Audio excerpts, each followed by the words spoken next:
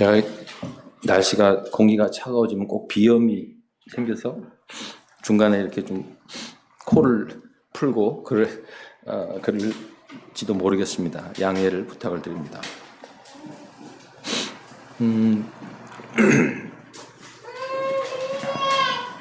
오늘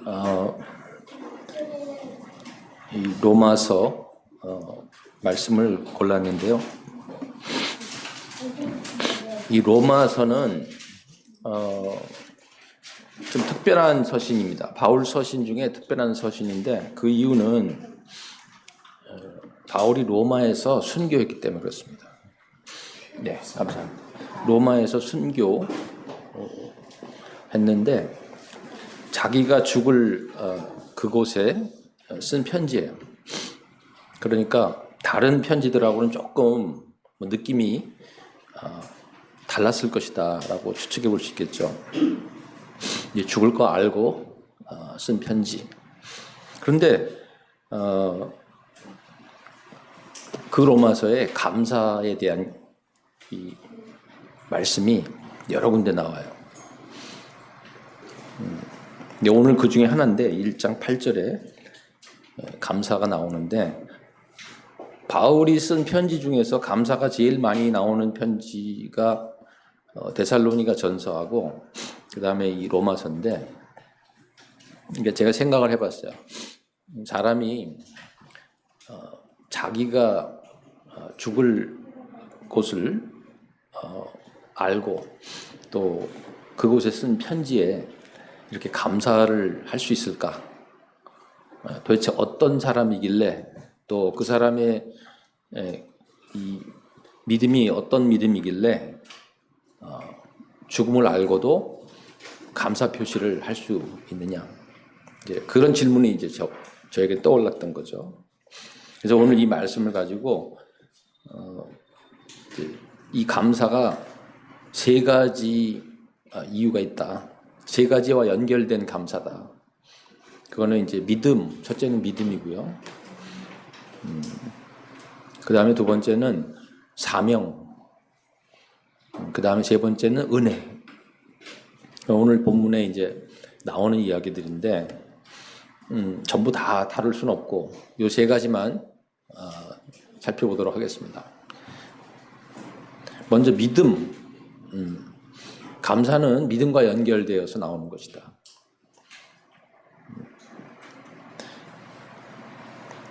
여러분, 그 예수님이 10명의 나병 환자를 고치셨는데 그 10명 중에 몇 명이 돌아왔죠? 한 명이 돌아와서 감사 표시를 했어요. 예수님이 10명을 고쳐줬는데 어떻게 나머지 9명은 어디 갔고 한 명만 이렇게 와서 감사를 하느냐 이렇게 물으셨잖아요. 그러면서 예수님이 그에게 내 믿음이 너를 구원하였느니라 그렇게 말씀을 하셨어요. 감사 표시를 했는데 예수님은 그 감사 표시를 받으시고 내 믿음이 너를 구원하였다. 그러니까 감사하고 믿음이 연결되어 있다는 말씀이죠. 지금 바울도 8절에 보면 너희 믿음이 온 세상에 전파되는 것, 믿음에 대한 어떤 감사 표시를 했어요. 근데 특별히 이 믿음이라는 것은 바울에게 있어서 사는 것과 죽는 것이 그 안에 같이 포함이 되어 있다. 이 죽는 거는 그냥 끝자락에 이렇게 붙여가지고 따라오는 그런 것이 아니라 믿음이라는 거 안에 죽음에 대한 적극적인 그 자세, 죽음을 적극적으로 맞이하고 또 기대하는 그런 마음까지도 그 믿음 안에 들어있었다는 거예요. 근데 보통 우리가 그렇지 않습니다. 우리는 믿음을 어떻게 하면 이 세상에서 예수님 믿고 잘 살 수 있을까? 잘 사는 어떤 그 방법으로 믿음을 정의하는, 믿음을 정의하고 믿음에 대해서 공부하고 또 믿음을 생각하는 경우가 많다는 거예요.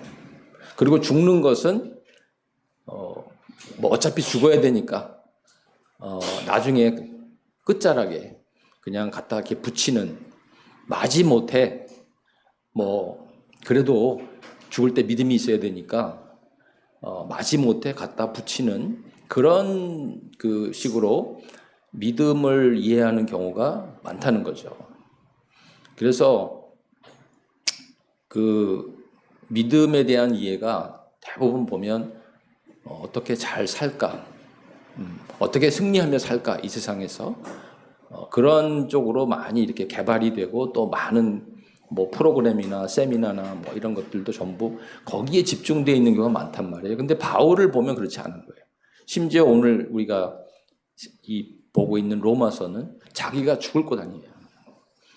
자기가 죽을 곳에 쓴 편지인데 여기에서 바울은 굉장히 적극성을 보이고 있다 이거죠. 근데 여기만이 아니에요. 사실은 다른 서신서에 봐도 바울은 죽음을 그 믿음 안에 포함시켜요. 본질적으로 포함시킵니다. 어떻게 보면 죽음 이후의 그 영생이 더 큰 부분이죠.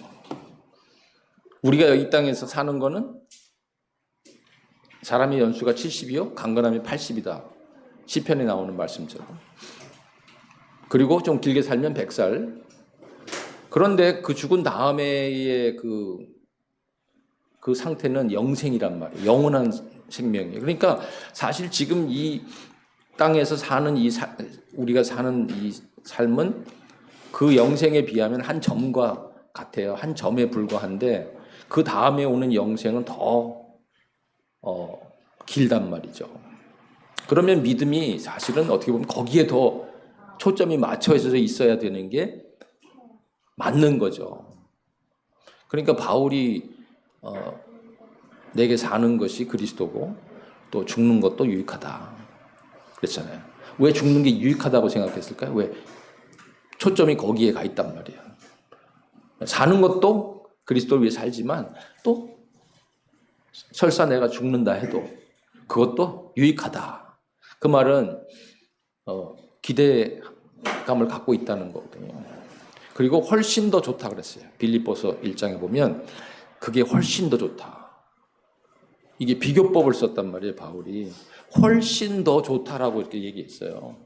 그러니까 마지못해 끝자락에 갖다 붙인 게 아니고 죽음을 믿음의 끝자락에 예수님 잘 믿고 잘 살다가 어쩔 수 없이 죽을 때 그냥 이렇게 갖다 붙이는 정도가 아니라 훨씬 더 좋다라고 하는 방점을 거기다 찍었어요.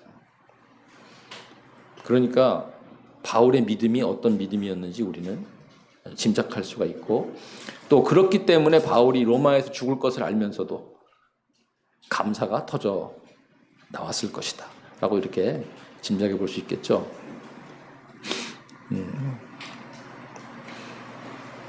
내 믿음이 너를 구원하였느니라. 감사 표시를 했는데, 그 감사가 이런 능력이 있다는 거예요.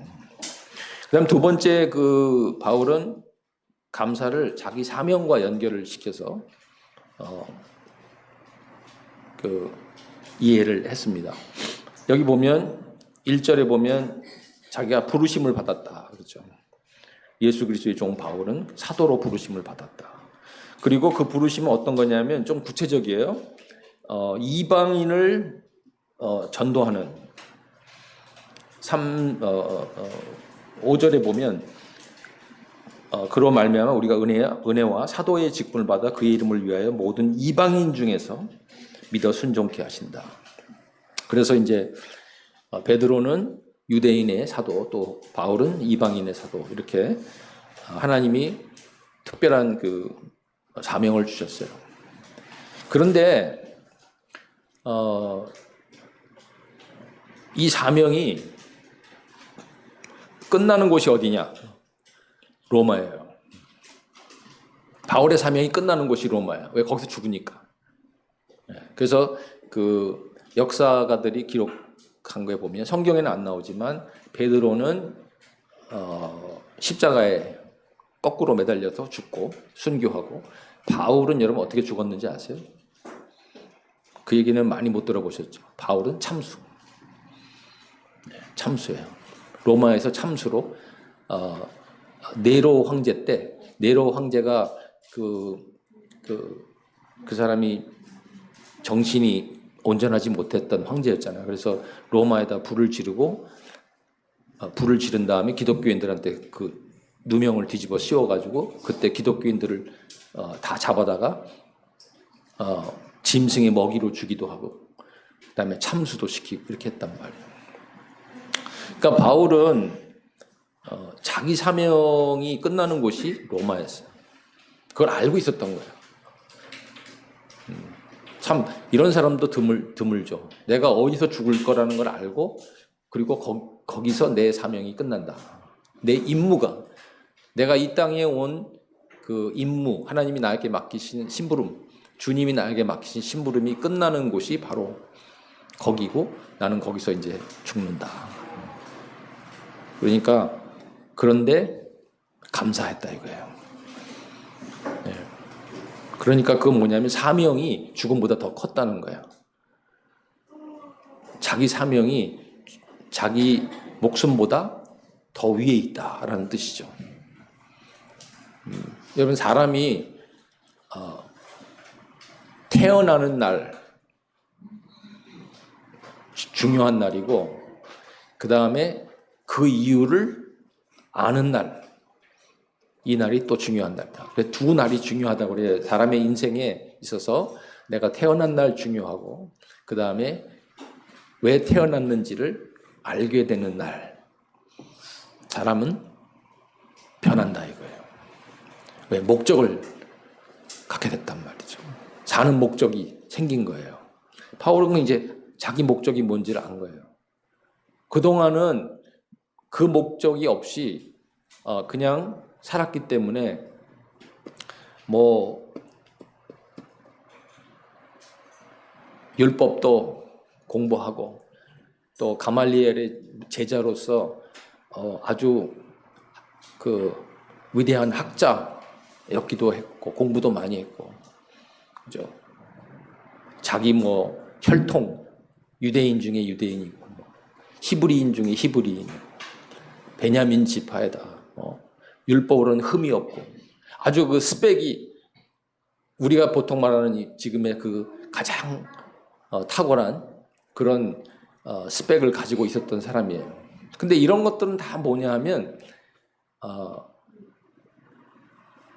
말하자면 how의 문제, 어떻게라는 문제예요. why의 문제는 해결이 안 된 거예요. 왜 내가 살아야 되는지, 왜 이 땅에 내가 왔는지, 하나님이 왜 나를 여기에 보내셨는지에 대한 질문에 대한 답은 없어. 그걸 몰라 아직.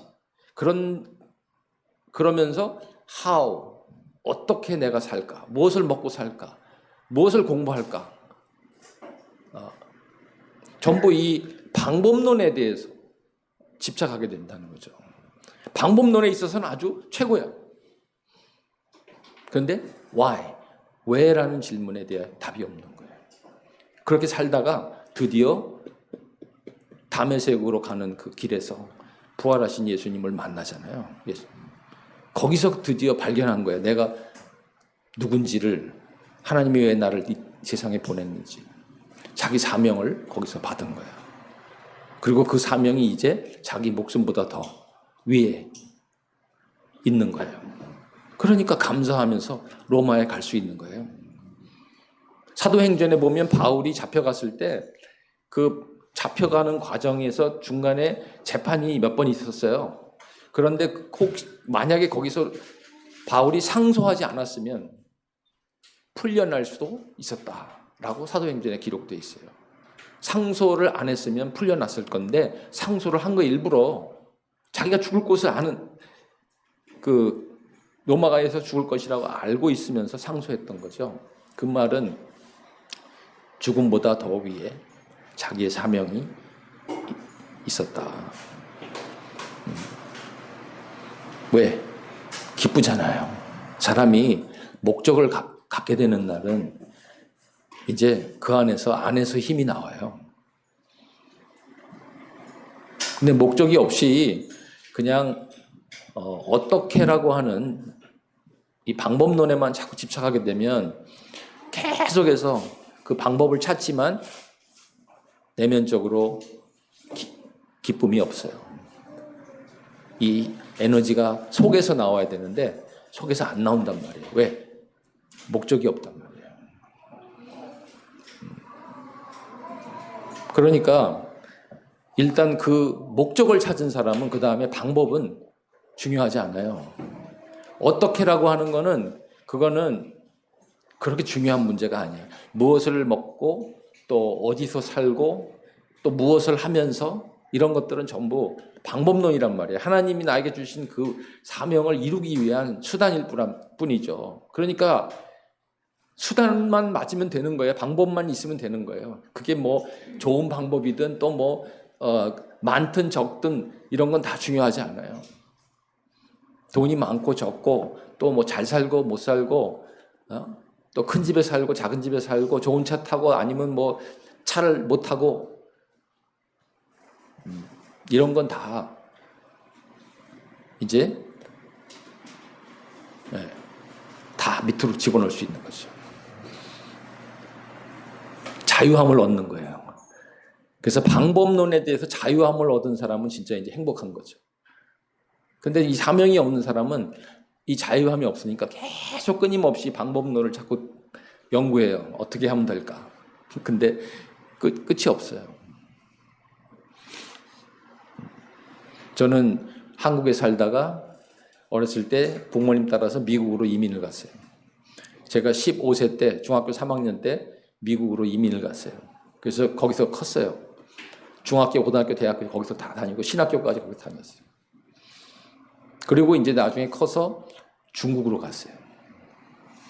그래서 중국에서 지금 제가 중국 선교를 14년째 지금 하고 있는데 그러다가 중국에서 잡혀가지고 공안에 잡혀가지고 7년 전에 거기서 추방을 당했습니다. 추방당해 또 나와가지고 지금 이제 한국에 살고 있는 거예요. 한국에 살면서 지금 중국 선교를 하고 있어요. 지금도.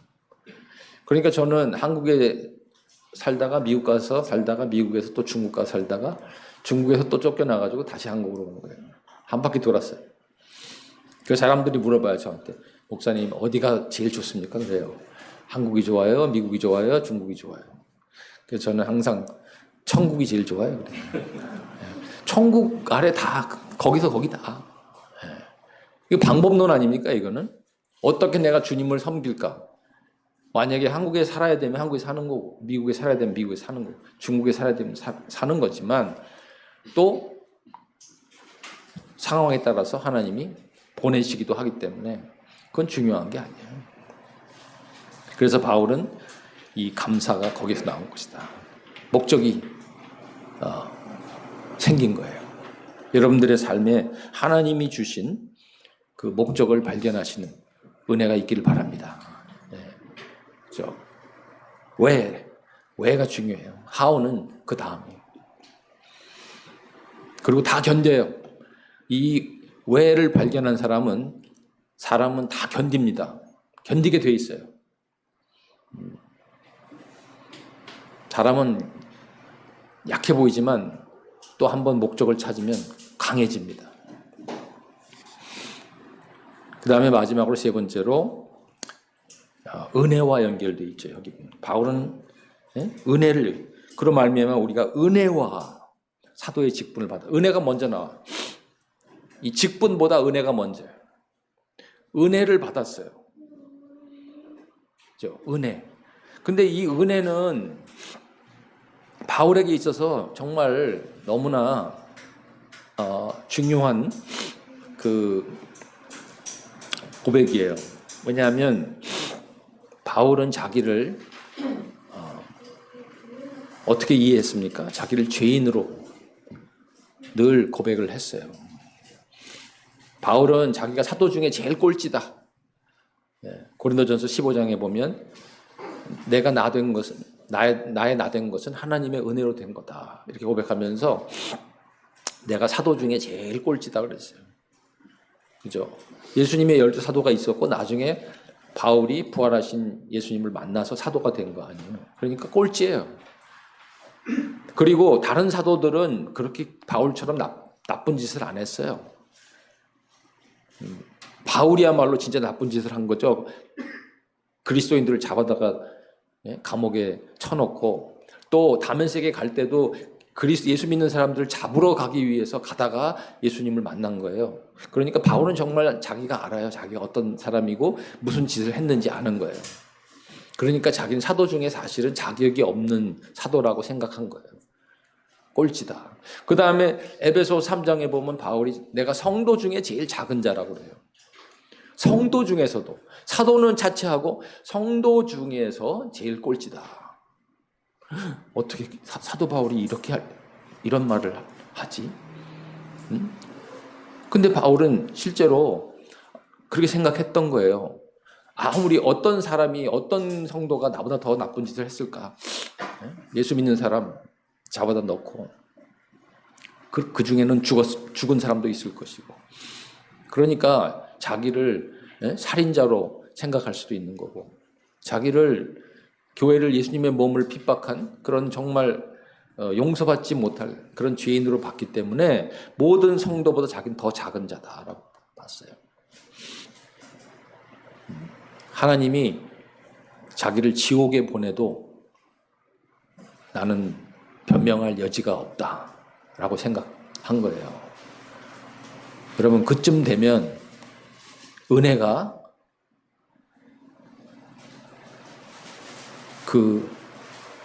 어떤 느낌으로 다가올지 우리가 짐작할 수가 있습니다. 그러니까 이 은혜의 깊이는, 은혜의 높이는 내가 얼마나 하나님 앞에서 자격이 없는 죄인인지를 깊이 깨닫는 그 깊이와 정비례한단 말이에요. 근데 우리는 은혜를 너무나 보통 쉽게, 가볍게 이렇게 많이 쓰잖아요. 근데 아마 바울에게는 그렇게 그 은혜라는 이 말이 그렇게 쉽게 쓸 수 있는 말이 아니었을 거예요. 하나님이 나를 버려도 나는 할 말이 없는 사람이다. 하나님 나를 지옥에 보내도 나는 할 말이 없는 사람이다. 그런데 하나님이 나를 받아주셨고, 나를 용서해 주셨어. 나에게 한 번 더 기회를 주셨어. 그리고 나에게 이런 영광스러운 직분을 주셨어. 그리고 나를 보냈어. 그러니까 로마에 가는 게 바울에게 있어서는 기쁘지 않았겠어요? 그리고 감사가 넘치지 않았겠어요? 이 감사는 은혜에서 나온 감사예요. 믿음도 중요하고 사명도 중요하지만 사실은 하나님의 은혜에 대한 감사가 제일 먼저예요.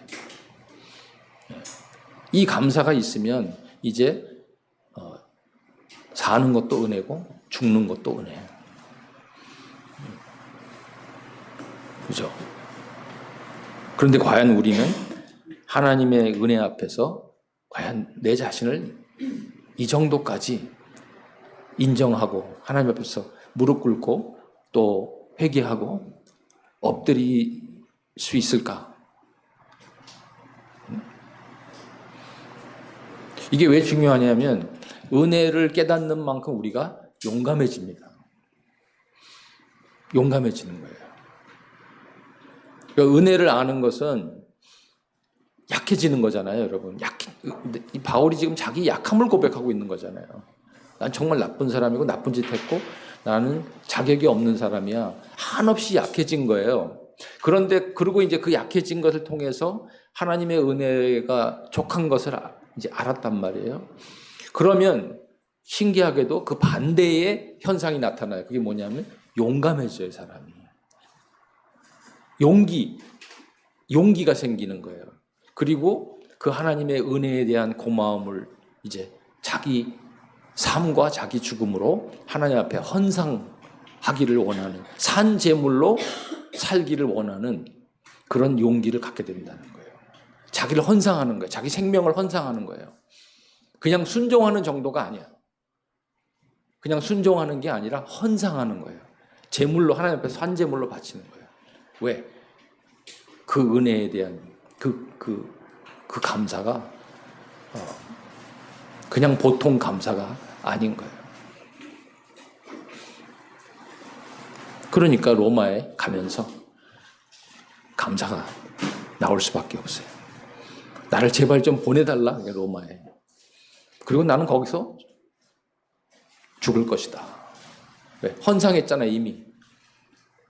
이미 헌상한 사람은 뭐 언제 죽느냐 이거 뭐 중요하지가 않아요. 그건 하나님의 손에 달린 거니까. 그리고 사도행전 28장에 보면 이제 마지막으로 바울이 그 로마에 끌려가서 거기서 잡혀가지고 가택 연금을 당해요. 집에 연금을 당해요. 조그만 집에. 그리고 그 집에 찾아오는 사람들을 모아놓고 말씀을 가르쳐요. 아침부터 저녁까지 가르쳤어요.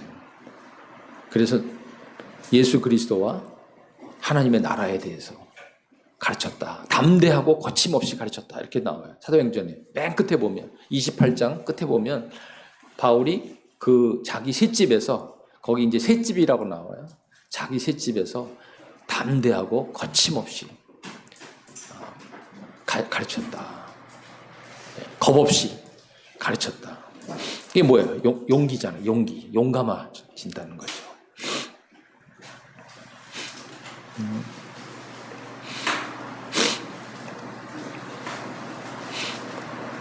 이제 잃을 게 없다. 더 이상. 이렇게 생각하는 사람은 용감해집니다, 여러분. 자기가 잃을 게 많다고 생각한 사람은 두려운 거예요. 자꾸 다 잃어버릴까 두렵단 말이에요. 근데 더 이상 잃을 게 없다라고 생각한 사람은 이제 두려울 거 없는 거예요. 바울은 거기까지 간 거예요, 이미. 그게 은혜를 아는 사람이 이제 얻는 축복이에요. 이제 잃을 게 없다. 그러니까 다 드리는 거죠. 자기 생명까지 다 헌상하는 거예요.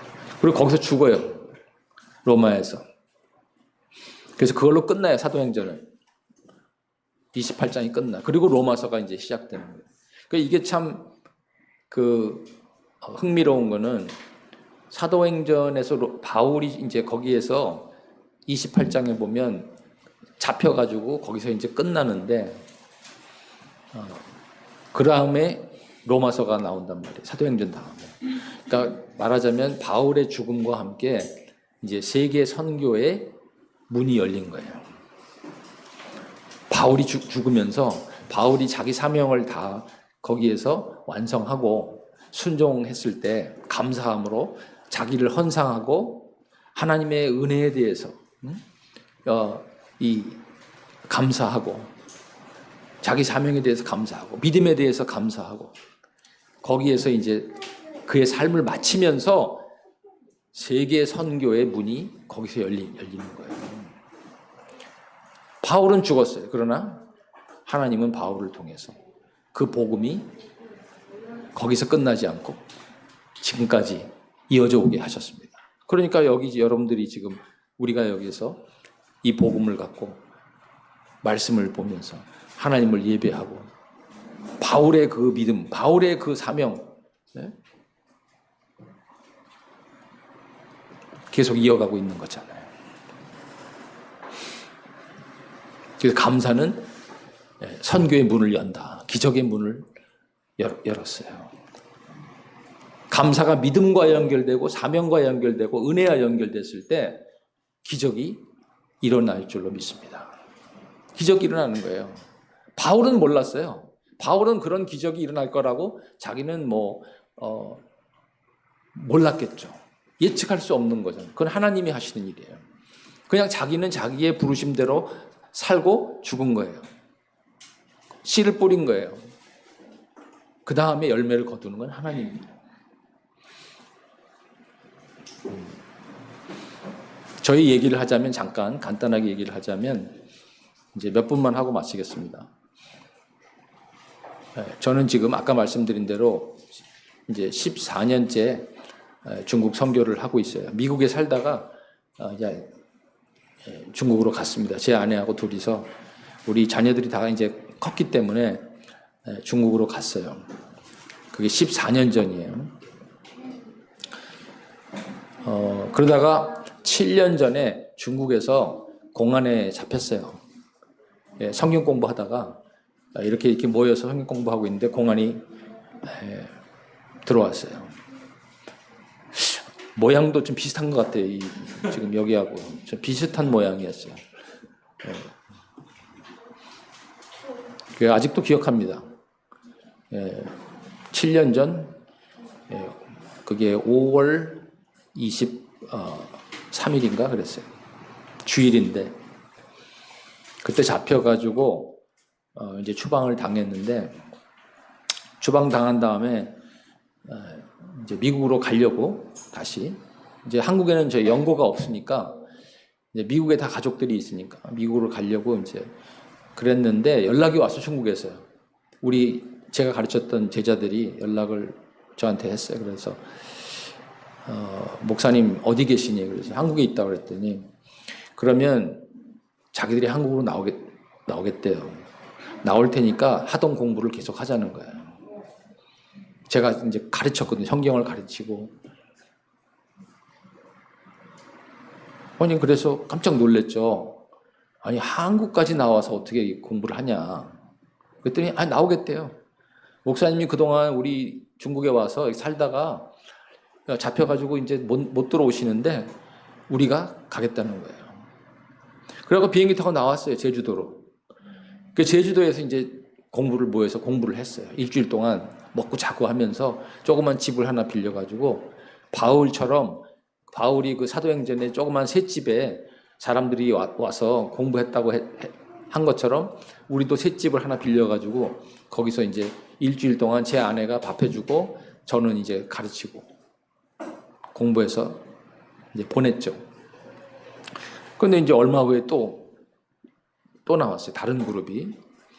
처음에 10명 나왔는데 그 다음에 이제 또 나오고 그러면서 이제 학교가 시작이 된 거예요. 그때 이제 제가 학교를 세웠어요. 그러면 이렇게 할 바에야 아예 학교를 세우자. 그래서 제가 이제 학교를 세웠는데 그 학교 이름이 BTS예요. 7년 전에. 그러니까 7년 전에는 BTS가 아직 그렇게 지금처럼 뜨지 않았을 때요. 근데 제가 왜 BTS를 이름을 지었냐면 사도행전 28장에 바울이 그 자기 셋집에 사람들이 왔을 때 가르친 내용이 주 예수 그리스도와 하나님의 나라에 대해서 가르쳤다 이렇게 되어 있어요. 근데 그 하나님의 나라가 헬라어로 원어로 바실레아예요. 바실레아. 그 바실레아의 B자를 따가지고 제가 그럼 우리는 이 하나님 나라 신학교 이렇게 해가지고 BTS 이렇게 만들었는데 저는 몰랐어요. BTS가 누군지 진짜. 제가 그때 중국에서 공항 잡혀가지고 이렇게 추방당했는데 제가 무슨 지금 뭐 연예계에 무슨 뭘 알았겠어요. 아무것도 몰랐죠. 그리고 설사 알았어도 내가 그거 따라서 하지 않았을 것 같아요. 오히려 일부러. 내가 치사하게 무슨 BTS를 따라. 나는 나대로 그냥 만들었는데 나중에 보니까 BTS가 그렇게 유명한 줄 몰랐었는데 나중에 알게 됐어요. 아무튼 상관이 없습니다. 방탄하고 아무 상관없어요. 우리는 바실레아입니다. 방탄이 아니고. 그런데 이제 핵심은 뭐냐면 이 친구들이 나와가지고 왜 나왔냐? 그래서 제가 왜 나왔냐? 여기까지 그랬더니 고마워서 나왔다는 거예요. 그러니까 그 동기는 마음의 그 원인은 고마움이에요. 똑같아요. 예수님이 그 나병 환자가 찾아와서 고맙다고 찾아온 거 보고 예수님이 감동을 받아가지고 내 믿음 너를 구원하였느니라. 저도 감동을 받은 거죠. 그동안 자기들을 위해서 우리가 자기 나라에 와서 살다가 이제 못 들어오니까 이제는 우리 차례입니다. 우리가 나옵니다. 그래서 지금까지 나와요. 비행기 타고. 지금까지 7년 지났잖아요. 지금까지 나옵니다. 지금은 그 온라인하고 오프라인을 같이 해요. 코로나 통과하면서 온라인이 생겼어요. 그래서 온라인하고 지금 오프라인을 같이 병행해서 해요. 그래가지고 지금 한 학생이 한 300명쯤 됐어요. 제가 혼자 가르쳐요. 중국말로. 네. 그러니까 이거 제가 지금 아무리 이거를 이해하려고 해도 저도 이해가 안 되는 거죠. 어떻게 이런 일이 있을 수 있을까? 하나님이 참 일하시는 방법이 참 너무나 신묘막측해요. 우리가 상상할 수 없는 방법을 하는 일을 하시는 거예요. 그래서 저는 정말 하나님한테 감사하고 둘째 중국 공안한테 감사해요. 예, 나를 잡아준 게 너무 고마운 거야. 예, 나를 안 잡아줬으면 이런 일이 없어요. 근데 잡아줘가지고 나를 추방을 시키니까 그게 우리 중국에 있는 교회들을 감동을 줘가지고 그 사람들이 나온 거예요. 감사하는 마음 갖고 나온 거예요. 그래서 감사가 여기까지 지금 끌고 온 거예요. 지금까지도 변하지 않고 계속 합니다. 저에게 있어서는 기적, 하나님의 이 기적을 지금 경험하고 있는데, 근데 바울을 봐도 정말 그런 거예요. 바울은 그렇게 잡혀서 거기서 죽고 끝났지만 하나님은 선교의 문을 열어서 이걸 온 세상에 복음이 전파되도록 하셨구나. 저희도 그 뒤를 따라서, 그래서 저희는 셋집 신학교라고 불러요. BTS 그 S 끝에 S가 원래는 신학교라고 하는 S인데 세미나리인데 저는 그 대신 셋집이라고 불러요. 그래서 B는 바실레아, 하나님의 나라, 그 다음에 T는 십자가, 그리고 끝에 S는 셋집이에요. 그러니까 하나님의 나라와 셋집이 십자가를 가운데 두고 만나는 거죠. 그게 바울이 저한테 준 영감이에요. 아무튼 이거는 저희 얘기고 이 얘기가 중요한 게 아니라 오늘은 바울의 감사, 이 바울의 감사가 우리의 감사가 되기를 바라고 여러분의 감사가 되어서 여러분들의 삶과 여러분들의 교회를 통해서 하나님의 기적이 계속해서 일어나기를 주의 이름으로 축원드립니다. 하나님 감사합니다. 오늘 짧은 시간에 이 바울의 로마서를 통해서 그가 순교했던 그 로마에 보낸 편지 속에서 그 바울의 감사가 어떻게 나타났는지 잠시 함께 말씀을 나누었습니다. 주님, 우리도 바울처럼 감사가 넘치게 하시고 그 다음에 그 감사는 믿음과 사명과 하나님의 은혜에서 나온 것이 되게 하여 주옵소서. 주님, 이제 우리가